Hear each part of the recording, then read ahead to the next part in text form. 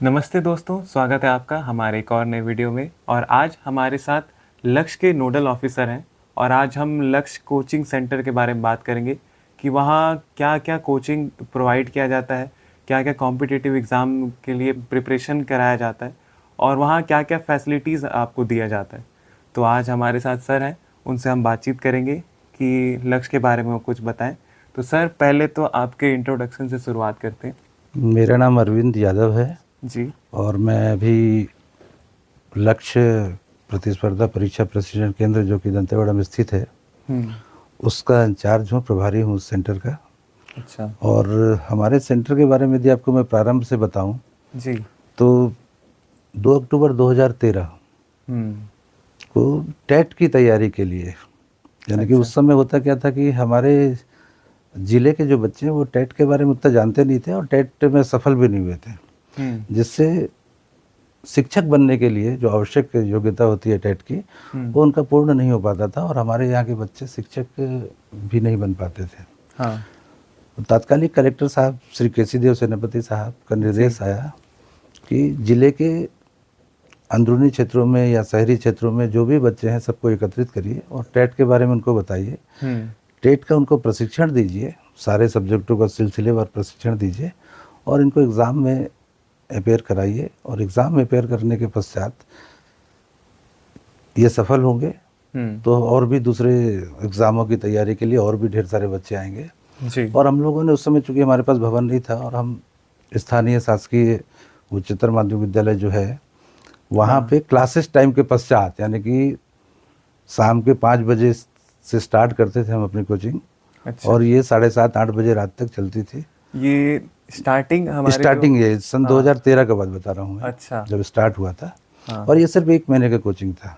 ओह! उस 1 महीने में लगभग हमारे बच्चे अपीयर हुए उस टेस्ट में, टेट में, हुँ। और काफ़ी बच्चे उस एग्ज़ाम को क्लियर किए। बढ़िया। हाँ, एग्ज़ाम 1 महीने के 1 महीने की तैयारी में ही। बढ़िया है। तो जब वो देखे कि तैयारी में सफलता अच्छी मिली तो कलेक्टर साहब बोले कि नहीं, हम इसको आगे बढ़ाते हैं और क्षेत्र के बच्चों को इकट्ठा करते हैं और विभिन्न प्रतियोगी परीक्षाओं की इनकी तैयारी कराते हैं। हुँ। जैसे व्यापम समय-समय पे जो वैकेंसी निकलती है जिसको व्यापम लेता है उसकी जी सर, तैयारी। हाँ। सीजीपीएससी की तो कंटिन्यू निकलती है, हर साल निकलता है। सीजीपीएससी का, यूपीएससी का हर साल निकलता है। सर जैसे आपका लक्ष्य में जो फैकल्टीज़ हैं, वो कहाँ से आते हैं? फैकल्टीज़ हम लोग रुचि की अभिव्यक्ति निकालते हैं जिला हुँ। से, जिला प्रशासन निकालता है रुचि की अभिव्यक्ति। हमारा जो विभाग होता है, जी। जो हमारी कार्य एजेंसी होती है, वो रुचि की अभिव्यक्ति जारी करता है। रुचि की अभिव्यक्ति में जी। पूरे देश से हुँ। अलग अलग फर्म्स के लोग आते हैं जो अच्छा। कोचिंग संस्थाओं से रिलेटेड होते हैं। हुँ। वर्तमान में हमारे यहाँ हुँ। माँ शारदा एजुकेशनल सोसाइटी, ये अच्छा। रायपुर की संस्था है जिसको आप उड़ान आईएएस के रूप में भी जानते हैं। हाँ, हाँ। तो उड़ान आईएएस हमारे यहाँ भी अनुबंधित है हुँ। और वर्तमान में उड़ान आईएएस ही सारे कोर्सों के लिए फैकल्टीज उपलब्ध करा रही है। अच्छा, बढ़िया है। सर इसमें जैसे जिला प्रशासन किस तरीके से मदद कर रहा है? आप भी उसमें इन्वॉल्व हैं, तो आप क्या-क्या आप लोग जो स्टूडेंट्स हैं, उनको प्रोवाइड करवाते हैं? देखिए, स्टूडेंट्स के लिए तैयारी करने वाले जितने भी स्टूडेंट्स हैं, हाँ। जो लक्ष्य में जिनका प्रवेश है, जिनका एडमिशन लक्ष्य में है, जी। तो उनके रहने की व्यवस्था, ये जैसे भी लड़का-लड़की जितनी भी छात्राएं हैं, हाँ। उन छात्राओं को, चूँकि यदि छात्राएं बाहर से आती हैं, दूर-दूर से आती हैं, कोई कुआकोंडा ब्लॉक के हैं, कोई कटेकल्याण ब्लॉक के हैं, कोई और भी दूसरे जगह से हैं, हुँ। तो उन बालिकाओं को यहाँ पे दंतेवाड़ा में आसानी से किराए के रूम उपलब्ध नहीं होता है। हाँ, आसानी से तो नहीं होगा। तो जिला प्रशासन के द्वारा हुँ। साइंस सेंटर के ऊपरी तल में हाँ, हाँ।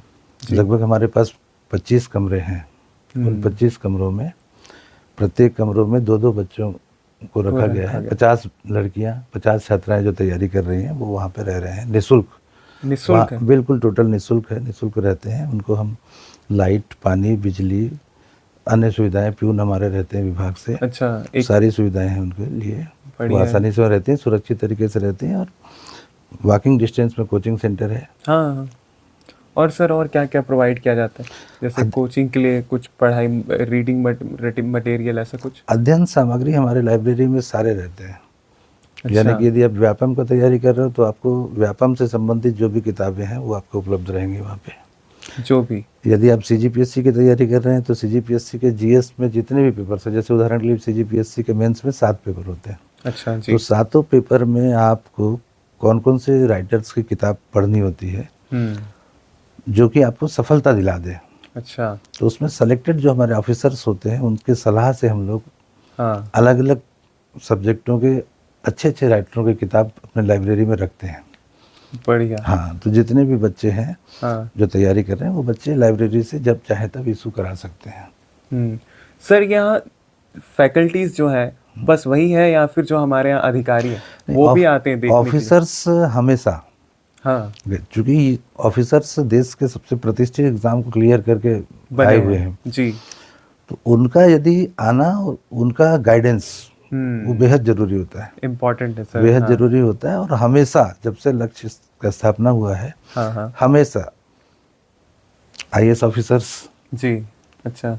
डिप्टी कलेक्टर्स या अन्य जो बड़े एग्जामों को निकाल के ऑफिसर्स बने हैं, उनका निरंतर आना होता है लक्ष्य में और निरंतर वो गाइडेंस देते रहते हैं और उन्हीं का गाइडेंस ही जी आज हमको इस सफलता तक लाया है। बढ़िया है सर। सर इसमें अचीवमेंट और आप क्या देखते हैं अभी तक के जो अचीवमेंट्स बहुत बड़े बड़े आपके यहाँ लक्ष्य? हमारा जो लक्ष्य है ये दंतेवाड़ा में ही सिर्फ है या फिर और कहीं भी है? नहीं, लक्ष्य कोचिंग तो दंतेवाड़ा में तो लक्ष्य के नाम से है, सुकमा जिले में भी दूसरे नाम से कोचिंग है, बीजापुर में भी कोचिंग है, लेकिन लक्ष्य एक ऐसा कोचिंग है हमारा जो नियमित जब से स्टार्ट हुआ तो कभी बंद नहीं हुआ आज तक, कभी बंद नहीं हुआ, कंटिन्यू ये चल रहा है। और हमारे यहाँ जो एडमिशन का प्रक्रिया है उसमें हम लोग 76% बच्चे हमारे जिले के लेते हैं। अच्छा। 76% हमारे जिले के बच्चे होते हैं। यहाँ जिला के 76%, 14% बच्चे हम शेष बस्तर के लेते हैं, यानी शेष बस्तर के जो बाकी जिले हैं जी उनमें से 40% लेते हैं। 10% हमारे यहाँ हम शेष छत्तीसगढ़ के बच्चे लेते हैं। ओह। यानी बस्तर छोड़ के शेष जो छत्तीसगढ़ है वहाँ से हम लोग 10% बच्चे यदि वो आना चाहें तो उनको भी लेते हैं और आते हैं बच्चे।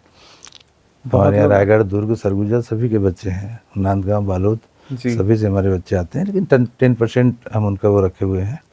और जो कोचिंग फीस कितना होगा सर? कोचिंग टोटल निःशुल्क है, यानी आपको वहाँ एक फॉर्म तक का पैसा नहीं लेंगे, नहीं, बिल्कुल टोटल निःशुल्क कोचिंग है। पंजीयन राशि तक हम नहीं लेते, सारी व्यवस्था जिला प्रशासन के माध्यम से होता है। सर अभी आप लोगों का नया सत्र स्टार्ट होने वाला है लक्ष्य का, तो उसके बारे में हमें बताइए कि कितना सीट्स है और वहाँ पे अगर एंट्री लेना है किसी को, अगर एडमिशन लेना है वहाँ पे, तो वो किस तरीके से एडमिशन ले पाएगा? अभी सत्र 2025-26 के लिए मैं आपको बता रहा हूँ। सत्र 2025-26 के लिए हमारे पास यूपीएससी में 40 सीटें रिक्त हैं, यानी यूपीएससी के लिए टोटल हमारे पास 50 सीट रहती है।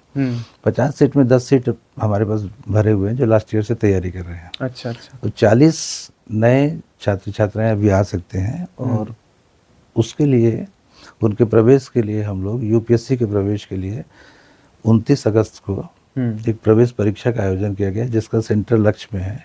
अच्छा। और उसके पम्पलेट्स वगैरह सब, उसके होर्डिंग्स वगैरह सब बटे हुए हैं जी जी, और विभिन्न ग्रुपों के माध्यम से प्रचार प्रसार किया गया है। जी सर। और जिनको उस संकाय में प्रवेश लेना है यूपीएससी के लिए, वो फॉर्म भरने की आवश्यकता नहीं है। फॉर्म भरते हैं तो बहुत अच्छी बात है कि पंजीयन करा लें जी, अन्यथा उसी दिन डायरेक्ट आके एग्ज़ाम में बैठ सकते हैं।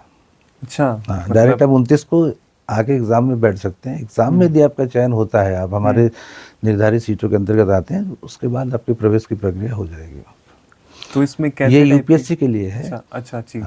सीजीपीएससी के लिए भी 29 को ही एग्ज़ाम है। इसमें हम 100 मार्क का हमारा एक टेस्ट होगा जी। उस 100 मार्क्स में आपको 25 नंबर का आपका मैथ्स रहेगा, 25 नंबर के रीजनिंग के सवाल रहेंगे, तार्किक सवाल जो रहते हैं वो रहेंगे, 25 नंबर का हम जीएस लेंगे सामान्य अध्ययन से जी, और 25 नंबर का जीके रहेगा। अच्छा। क्योंकि होता क्या कि बहुत से बच्चे अभी तैयारी किए हुए नहीं हैं, अभी सिर्फ वो 12th फ्रेशर हैं, 12th किए होंगे या ग्रेजुएट किए होंगे। तो ये जो पेपर्स रहेगा, ये पेपर्स उनका रुचि को देखने के लिए, मैंने उनका क्या इंटरेस्ट है, क्या नॉलेज है, उसको परखने के लिए रहता है। बाकी उसके बाद तो फिर हम उनको पढ़ा के तैयार करेंगे। हाँ, उनके मतलब वो किस लेवल पे नॉर्मल नॉर्मल उसके लिए फिर काउंसलिंग करके हम उनकी भर्ती उस बैच में करेंगे जी। यूपीएससी और सीजीपीएससी के बारे में बताएं, और क्या है सर? यूपीएससी सीजीपीएससी के अलावा जी एसएससी का एक बैच है। हाँ, एसएससी का कोर्स रेलवे के विभिन्न पदों के कोर्स, जी। बैंकिंग के कोर्स, ये थोड़ा रिलेटेड होते हैं। हाँ। इसमें आपको रीजनिंग भी पढ़ना पड़ेगा, इसमें आपको मैथ्स भी पढ़ना पड़ेगा, इसमें आपको जीके भी रहेगा, जीएस भी रहेगा, थोड़ा पार्ट कम रहेगा जीएस का। जी। इसके अलावा इसमें इंग्लिश रहता है। तो ये आपको एसएससी में भी पढ़ना पड़ेगा, ये आपको बैंकिंग में भी तैयारी करना पड़ेगा, ये आपको रेलवे में भी रहेगा। तो एसएससी बैंकिंग रेलवे का एक अलग बैच बना हुआ है हमारे यहाँ। अच्छा। इसके अलावा वहाँ कितने सीट है सर? एसएससी बैंकिंग रेलवे के लिए हम लोग 75 सीट रखे हैं। 75 में हमारे पास लगभग 40 सीट भरे हुए हैं। अच्छा। हाँ, बाकी 35 सीटों के लिए हम अभी नया भर्ती करने वाले। तो सर ये इसके अलावा व्यापम भी है। अच्छा, व्यापम हाँ, भी। व्यापम में होता है कि जनरली राज्य शासन के द्वारा समय समय पर विभिन्न पदों के विज्ञापन जारी होते हैं और उन पदों के विरुद्ध में बच्चे तैयारी करते हैं। हाँ। कुछ बच्चे साल भर तैयारी करते हैं उसका जी। कुछ बच्चे पोस्ट निकलने के बाद आते हैं। हाँ। तो जो पोस्ट निकलने के बाद आएगा उनको सिलेक्शन होने का चांसेस कम होगा। हाँ। तो इसलिए हम लोग 75 बच्चे अलग से लेते हैं व्यापम के लिए, जिनका साल भर हम लोग तैयारी कराते हैं। हाँ। क्योंकि उसमें वन डे क्वेश्चन अलग रहते हैं। वन डे क्वेश्चन में क्या रहेगा कि आपका जो वन डे पेपर होता है, एक दिन का जो पेपर होता है, एक चरण वाला जो पेपर होता है, जनरली क्या होता है, सीजीपीएससी आप एग्जाम देंगे तो आपको 3 चरणों में रहेगा। आपको प्रारंभिक परीक्षा क्लियर करना पड़ेगा, फिर आपको मेंस लिखना पड़ेगा, मेंस क्लियर करना पड़ेगा, मेंस के साथों पेपर आपको क्लियर करने पड़ेंगे, फिर आपको इंटरव्यू में रहेंगे। लेकिन जनरली व्यापम में जो रहता है वो एक चरण वाला एग्जाम रहता है। आप रिटर्न एग्जाम दीजिए, आपका अच्छा है रिटर्न एग्जाम में तो आपका सिलेक्शन हो जाएगा, मेरिट लिस्ट में दिया पा जाएंगे। तो उसके लिए हम लोग 75 सीट रखें। तो हमारे यहाँ बहुत से ऐसे बच्चे जो साल भर उसका तैयारी करते हैं। अच्छा। साल भर उसका तैयारी करते हैं और उसका जो व्यापम के पोस्ट आते हैं उसमें उन लोग एपीआर होते हैं और सेलेक्ट होते हैं। अभी हमारे आईडीओ का रिजल्ट आया, उसमें किशोर कुमार जायसवाल हमारे यहाँ थे पहले, उनका भी चयन हुआ है। तो इसमें और आप थोड़ा हमें अचीवमेंट के बारे में बताइए सर, जो बहुत बड़े बड़े अचीवमेंट रहे हैं हमारे यहाँ। वर्ष 2015 में जी मुकेश रावटे जी का चयन हुआ था डिप्टी कलेक्टर में। 183वां रैंक था उनका। 183 रैंक था सीजी में। हाँ, पूरे सीजी में। और उनको डिप्टी कलेक्टर का पद मिला था। प्रथम पोस्टिंग उनकी नारायणपुर जिले में हुई थी। वर्तमान में वो गौरेला पेंड्रा मरवाही जो जिला है उसमें जिला पंचायत सीओ के रूप में पदस्थ हैं। सही है, बढ़िया सर। और पुलिस विभाग में पुलिस उप अधीक्षक का जो पद है उसमें 2016 में देवांश राठौर जी का हुआ था। अभी वो बालोद में वरिष्ठ पुलिस उप अधीक्षक के पद में है। तारेश साहू जी का हुआ, वो अभी बलौदा बाजार में है। अच्छा। पुलिस उप अधीक्षक में। स्थानीय घोटपाल आप नाम सुने होंगे, गीदम विकास खंड के पास एक गाँव है, घोटपाल पंचायत है, उसके बगल में पंचायत है जोड़ा तराई। जोड़ा तराई का तुलसीराम लेकाम। अच्छा। वो अभी वर्तमान में बलौदा बाजार में डीएसपी हैं। उनका डायरेक्ट सिलेक्शन हुआ था डीएसपी में, बीजापुर में थे, अभी वहाँ चले गए हैं।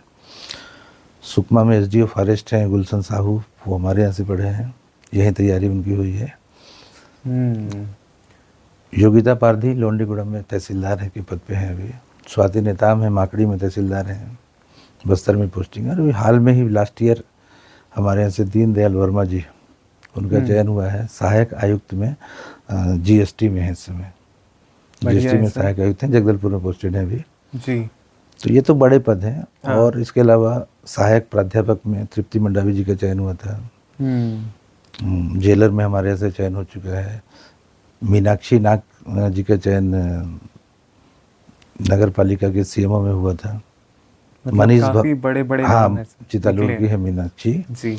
किरंदुल का एक बालक है अविनाश राव, पीडब्ल्यूडी में डायरेक्ट एसडीओ बना था। छत्तीसगढ़ इंजीनियरिंग सर्विस के आधार पर टेस्ट हुआ था, पीएससी टेस्ट लिया था जी, उसमें डायरेक्ट एसडीओ में चयन हुआ था, बीजापुर में पोस्टेड है। राहुल नाग है, वर्तमान में उनका भी बीजापुर में पोस्टिंग है, वो भी पीएचई में डायरेक्ट एसडीओ बने हैं जी। इसके अलावा रेंजर में अंकित पांडे हैं और भी विभिन्न पदों पे बहुत लंबी फहरिस्त है, बहुत लंबी सूची है। और अभी और आगे भी बढ़ते जाएंगे नाम।